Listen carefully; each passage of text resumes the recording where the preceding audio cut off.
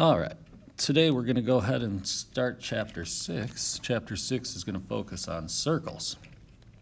All right, so throughout the chapter we'll be solving for different pieces of the circle, different angles, different parts of lines that run through the circle, etc. For today we're going to look at section 6.1, lines that intersect circles. All right, so we're going to be looking at some vocab words, and we'll try to identify some parts or segments that run through a circle. All right, so here we go. Let's get into our first 5 vocab terms for the first part. All right, the first vocab word is a chord. All right, a chord is a segment. So notice it's a segment whose endpoints lie on a circle. All right, so a chord is technically a segment that runs to 2 endpoints on the circle.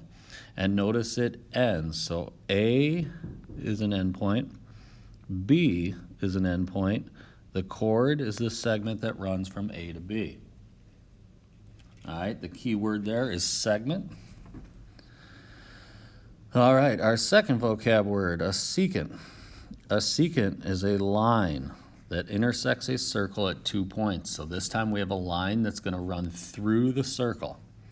All right, so when you look at this picture, you'll notice I have this line L, this line with arrows on both ends, that runs through the whole entire circle. It does not stop at the endpoints, it goes through it. All right, so a chord was a segment that stops at the endpoints on the circle. A secant is a line that runs through the circle. All right, so again, notice the key vocab words between segment and between line there. A chord is a segment, a secant is a line that goes through the circle. All right, a tangent is a line in the same plane, but it only touches the circle at one endpoint.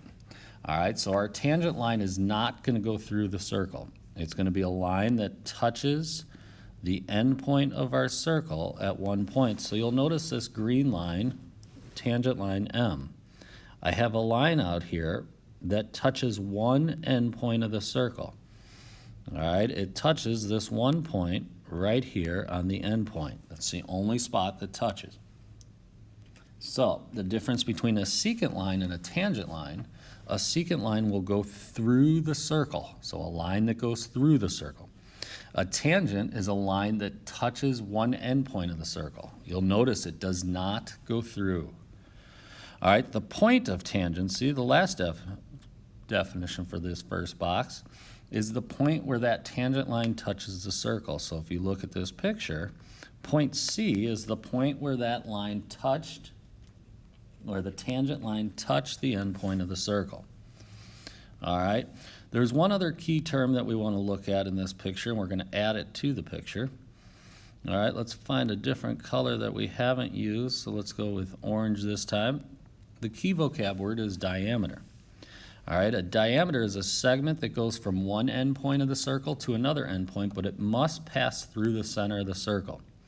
So let's say they gave us the center of the circle right here at this orange point. All right, a diameter would be a segment that ran through that center from one end to another end of the circle. Now, the key with diameter is it must go through the center. All right, the last term that we want to add here is something that we call a radius.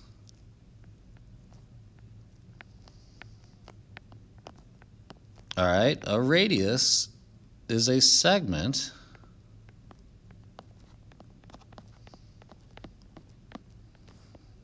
from the center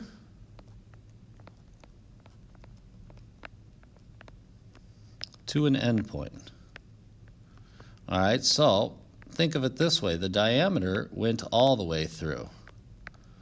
The radius is half of the diameter. All right, so for example, let's go ahead and draw one in brown in this picture. A radius would run from the center to an end. All right, so this would be a picture of a radius.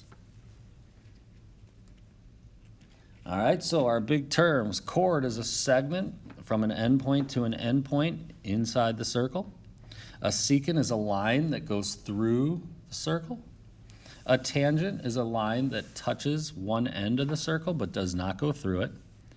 The point of tangency is the point where the tangent line touches the circle. A diameter is a segment that goes from an endpoint to an endpoint but must run through the center of the circle. And then the radius is a segment from the center to an endpoint. All right, now, a couple things to think of. The interior of a circle is the inside. The exterior of a circle is the outside. We'll eventually talk about this, but a circle all the way around will equal a total of 360 degrees. Now, let's go ahead and look at some examples and see if we can identify those key terms from a picture using proper notation. So let's look at example 1. Identify each line or segment. So we're going to write our answer as a line or a segment. Remember, if it's a line, I need to put arrows on both ends of it when I write my two letters. If it's a segment, I'm just going to put a line with it with no arrows. So go ahead and list all the chords in example 1. A chord is any segment that runs from an end to an end. So for example, I could sit here and say KM is technically a chord if I write it as a segment from end to end. It ran from one end of a circle to another end, and it stopped. All right, there's another chord in this picture that I can write. If I go over here and I write JM with endpoints, it's technically a chord also, because it goes from an endpoint to an endpoint, and again, a chord is a segment, so I'm going to use two letters with an arrow over it, or no arrows over it, excuse me, because it's a segment. All right, now let's look at a secant. A secant is a line that goes through the circle, a line, so it's got to have arrows on both ends in order to be a secant. You'll notice there's one line with arrows on both ends that runs through my circle. It's J and M, and you'll notice a secant is a line, so I'm going to put arrows on both ends of it to symbolize it's a line going through the circle. Notice I cannot use KM because K does not have an arrow on it, so it's not a line technically. All right, tangent. Tangent is a line that touches the circle on one endpoint but does not go through it. So if you go and look at our picture, I've got a line over here with arrows that doesn't go through it, that only touches. Now remember, to label a line, we usually need 2 points. This one only gives us point H on it. That little cursive M is over in the corner. So I'm going to write it as line M. It's the tangent line that touches one piece of the circle. It does not go through the circle. All right, a diameter. A diameter is a segment that runs through the circle, and it must end at 2 endpoints, but it must go through the center. So in this picture, I'm going to look for a line that goes through the center from one end to the other. I notice that KM goes through the center from one end to the other, so it is our diameter in this picture. I cannot use JM because JM did not go through the center, not the red middle. All right, a radii is the plural for radius, so we're looking for lines that go from the center to an end. So for example, if I start at the end, at the center, and I trace to an end, LK could be a radius. If I started at L and I traced LJ, that would have been a radius. It went from the center to an end point. Well, there's one more in this picture. I could have used LM if I went from center to an end point. All right, let's look at another example of that and try to identify them in the next picture, following the same similar pattern. Identify the chords. So a chord is a segment that goes from an endpoint to an endpoint. So QR would be a chord. I could also write ST as a chord. It goes from an end to an end as long as I write it as a segment. All right. Now, Let's go ahead and look at a secant. A secant is a line that goes through the circle. So now I'm going to look for a line with arrows going through the circle. I notice this blue line right here has arrows on both ends and it goes through the circle. So my secant is ST, and I'm going to put arrows above it to show that it is a line. All right, let's keep moving. Let me erase my picture so I can see what's next. Next, they tell us a tangent line, so find the tangent. The tangent is a line that does not go through the circle, but it touches one point. You'll notice this line right here touches the circle at one point. The two letters on that line are U and V, and I'm talking about a line, so I'm going to put arrows above it. All right, diameter. Diameter is a segment that runs from one end to another, but it must go through the center. The only segment that goes right through the center from one end to another would be the letters S and T. Now you'll notice the next one says radii, which is plural for radius, so we should have multiple radius in the picture. Now let's go ahead and use green for this one. All right, we're going to go ahead and name the radii, or in this word, the radius. Start at the center and go to an end. We could use PS. Start at the center, go to an endpoint. Ooh, we could have used PQ. Start at the center, go to an endpoint. We could have used PT as a radius. All right, those are the only ones that go from the center to an endpoint. All right, well, let's go ahead and get to our last part of the notes then. All right, pairs of circles. So we'll go through this part quick. We're not going to do a lot with it. We don't. Two circles are congruent if and only if they have the same radius. All right, so that's our main point that we'll take away from that, is that congruent circles, they're the same if the radius is the same. All right, let's go through and look at a couple questions and look at a picture of how we can identify stuff. All right, first question says, answer the following questions. A radius of circle R, a radius of circle S, a point of tangency, and an equation of the tangent line. So we're going to use our picture to find the radius of R. The radius is anything from the center to an endpoint, so I could use that for my radius. I could have drawn my line straight up and down. I want to go straight from the center to an endpoint. I could have drawn it to the left. I could have drawn it straight up and down. I'll get the same answer either way. So let's figure this out, how far the radius is. I need to figure out from that center to the end, how far did we travel? I'm going to use the coordinates in my graph. I notice I went 1, 2. So my radius for R is 2. 1, 2, we counted it. I'm going to go to S and I'm going to do the same thing. I'm going to find the radius and I can either draw my line left or right. I'm going to draw my line up and down this time because I know it goes from that to the endpoint.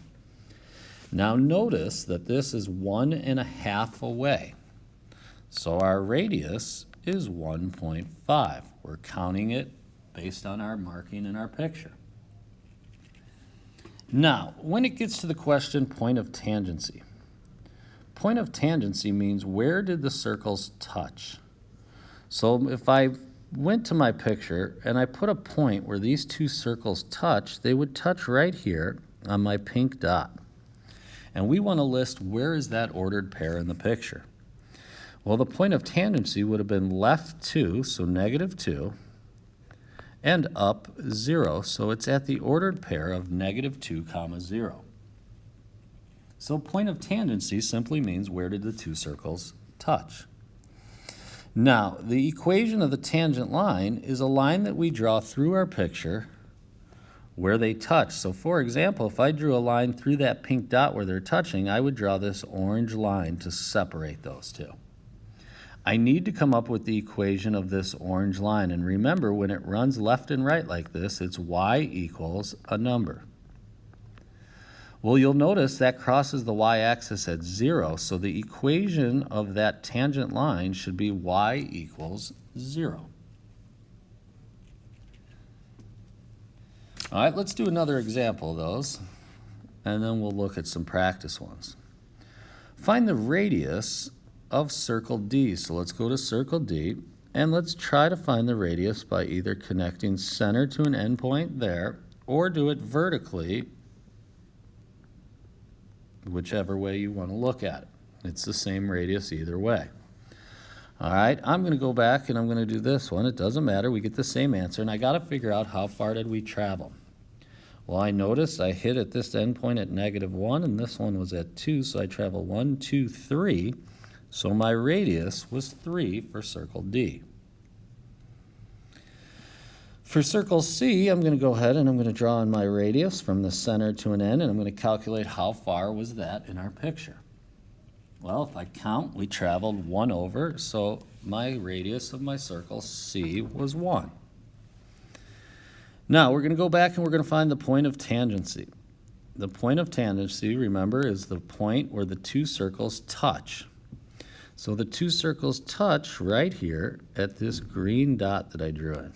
We want to list that ordered pair where they touch. If I go over 2 and down 1, I'm at 2, -1, which would be my green point where they touched. Now, last, we want to come up with the equation of the tangent line, and that's the line that splits the circles. Remember, if it's a horizontal line, it's going to be y equals some number. Well, we cross the y-axis at -1, so y equals -1 is the equation of our tangent line. Now, from today, you want to make sure you can identify those main definitions: radius, diameter, tangent line, secant line, and chord. All right, we'll continue this, and we'll continue some practice, but here's the beginning of 6.1.